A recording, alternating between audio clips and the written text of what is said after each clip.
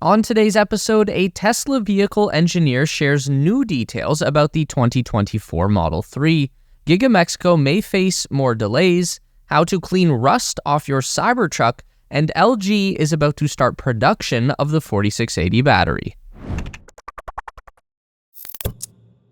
On February 15th, Samuel Garcia, the governor of Nuevo León, Mexico, made comments to local media about the current state of construction at Tesla's new Gigafactory site.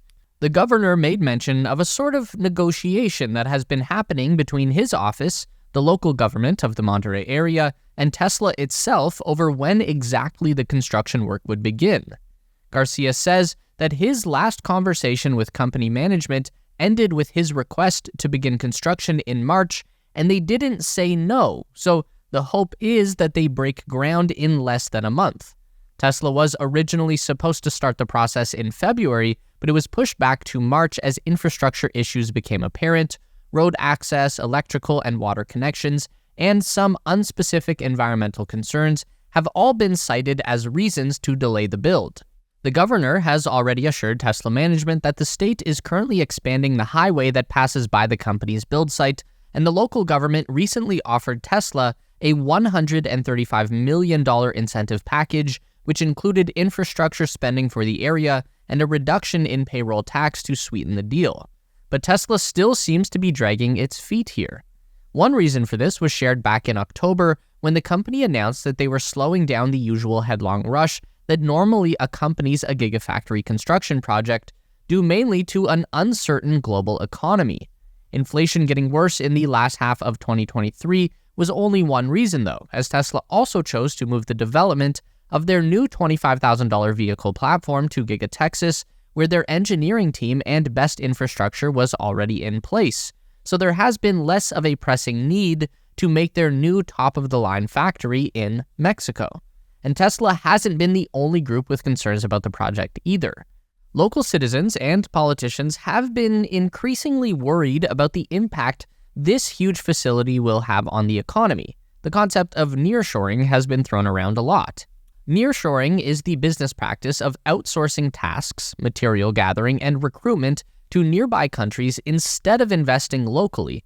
And with Tesla's main operations being relatively close by on the US side of the border, the people living in Nuevo León are worried that local businesses and job seekers won't be able to take a lot of benefits from having a gigafactory on their doorstep, to say nothing of the strain on their electrical and water utilities.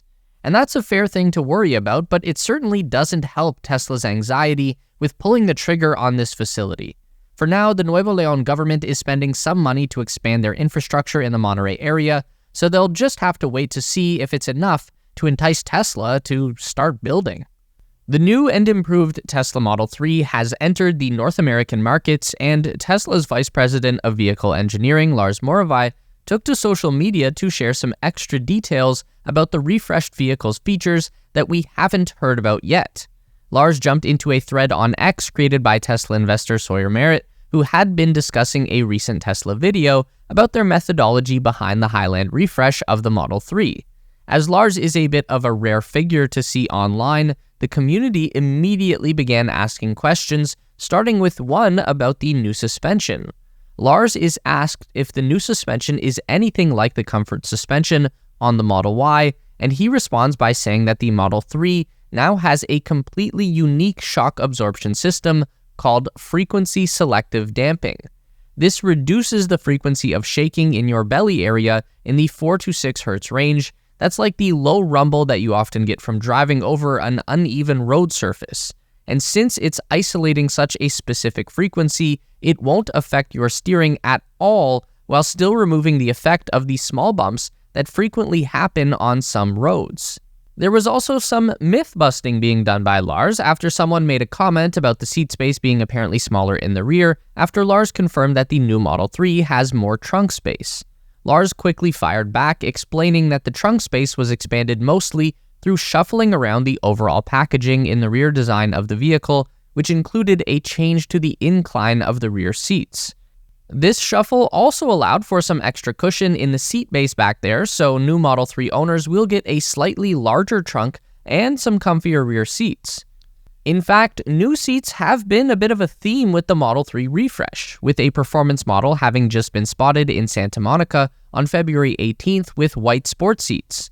This wasn't part of Lars's post on X, but it does reinforce his comments on the new seating. One really important clarification was made by Lars further in the thread, however. The Tesla exec was asked why Tesla doesn't publish information on their recommended tires because a lot of Tesla owners end up getting less mileage out of their vehicles after changing the factory tires due to a lack of information. Lars responded that it's actually a good idea to get that information out there and that he and his team will get on that. In the meantime, though, Lars said that any tire designed for Tesla by any manufacturer they work with will include a letter T and a number next to it, indicating that it is a tire recommended by the manufacturer. After that, the conversation died out a little, with Lars only offering up the fact that the Model 3 now has 2 microphones for calls instead of 1, something that has been covered before now, but it was still great to see someone with such hands-on knowledge of the car get into the social media trenches and answer some questions. The new Model 3 is seeing a lot of attention now that the initial Cybertruck fervor has died down a bit, and its introduction to North America will likely see a big swell in sales. New Cybertruck owners have been posting images and videos that show signs of oxidation or rusting in little spots across the vehicle. This has led to a slew of articles and social media posts criticizing Tesla's new truck and responses that attempt to do a little myth busting. This is where Cybertruck's lead engineer Wes Morrill stepped in to address the issue with a little help from the bearded Tesla guy on YouTube. In a video posted on February 16th, the bearded Tesla guy shows this exact rusting phenomenon happening on his friend's brand new Cybertruck, going into the potential reasons as well as ways to fix it. Wes then took to social media to post his support for the video, saying that it was a good representation of what was happening and adding some ways to treat the problem. So that begs the question, what is this problem exactly? Stainless steel cannot rust on its own. It has the ability to oxidize if it's scratched deep or badly maintained, but that's clearly not what's happening to these Cybertrucks.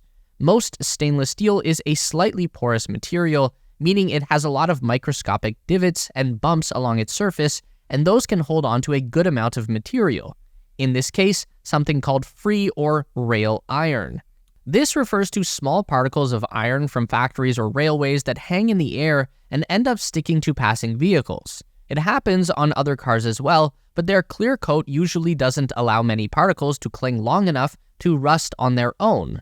On stainless steel, though, it's another story, and even though these red spots don't mean your new Cybertruck is rusting, you do have to clean it off before it has a chance to really stain the finish. Luckily, the solution is easy, and both the bearded Tesla guy and Wes recommended using a product called Barkeeper's Friend or Citrus Surf 77, which loosens the bits of iron and allows them to just be wiped off like any other dirt. Wes also mentions that any stubborn bits can be scrubbed using a non-scratch Scotch-Brite pad, as it won't leave marks on the surface. It is a normal thing to get a little upset about seeing rust forming on your brand new truck, especially one that's supposed to be stainless, but thankfully there's a good explanation in this case and an easy way to clean off those orange spots. Korean electronics company LG Energy Solutions will begin production of Tesla's 4680 battery cell as early as August of this year, according to CEO Kim Dong-myung. Kim made the announcement at the Korea Battery Industry Association's event for their board of directors on February 15th in response to questions about the possibility of the company starting production at their Ochang factory in June or July this year. The CEO clarified that the timeline could bounce around a little bit, but that it will be happening soon. The plan currently is for production to begin in South Korea, where LG is based, and then include their new Arizona facility once it comes online in 2025, allowing the production base to be much closer to Tesla's operations. There was also talk of LG considering their location in China for another manufacturing run of Tesla's largest battery cell, but while it would make a good deal of sense, there's been no confirmation on that idea for the moment. Aside from LG, Tesla is, of course, making good progress in their efforts to build the 4680 cell in-house, with an expansion to their Giga, Nevada facility happening this year, which will hopefully be adding 4 more assembly lines by the third quarter of 2024, according to the company's recent call with their investors back in January. And of course, Japanese battery maker Panasonic is still helping to shore up Tesla's battery supplies and is not only expecting to start a new US-based factory of their own this year, but has also been steadily working on improvements to both the 4680 cell and the 2170 cell that Tesla uses for the majority of their vehicles. This boost in productivity comes at a time when Tesla needs it the most, ramping up production of their new Cybertruck, but also their Model Y, which uses the same 4680 battery, and concerns about the multi-million cell numbers needed to keep ahead of the Cybertruck production ramp alone has led to Tesla executives addressing this concern directly during investor meetings. Keeping the supply side high is key to maintaining a good pace, and if they get easier to make with even more efficiency, then the costs for these vehicles could improve as well, and with these extra partners, it doesn't seem like Tesla needs to worry.